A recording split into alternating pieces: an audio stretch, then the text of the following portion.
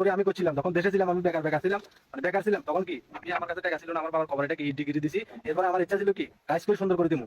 এখন আমার কাছে টাকা আছে, তারপরেও কি আমি মাতুল এটা ভাঙি এটা সমান করে দিমু। এই কবরটা কি জন্য করতেছি অবশ্যই আপনাদেরকে কি বলবো। বলি তুমি শক্তিশালী, তুমি সব কিছু করতে পারো, তুমি এই মূর্তি প্রথা বন্ধ করো, তোমার দরবারে দাবি রইল। এই গভীর রাতে তোমার দরবারে আরো দাবি, এদেশে যারা মারা গেছে, যেসব মুসলিম নর নারী মারা গেছে, তুমি তাদের কবরের শাস্তি মাফ করো, আল্লাহুম্মা আমিন। যারা আমরা অসুস্থ, বাড়িতে হাসপাতালে আছি, তুমি তাদের আরোগ্য দান করো, আল্লাহুম্মা আমিন। আমরা যারা বেঁচে আছি, তুমি তাদেরকে শিরক মুক্ত জীবন গড়ার তৌফিক দান করো, আল্লাহুম্মা আমিন। দিছিলাম দেখো সব ভাঙি সমান করে দিছি।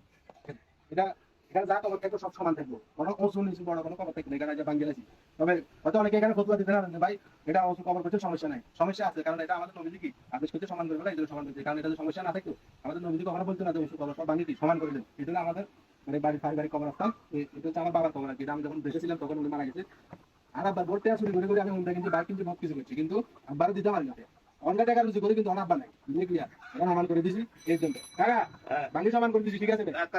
হ্যাঁ এই টাকা দিলে ভালো টাকা কারণ নেই। কোনো ওষুধ কবর থাকা যাইতো না। উজু কবর কি এটা নিয়ম না? হ্যাঁ নিয়ম না, কারণ আগে তো বুঝলো না বুঝি করিয়া কবর সমান কবর কোনদিনও কবরের ভিতরে আওয়াজ নেই।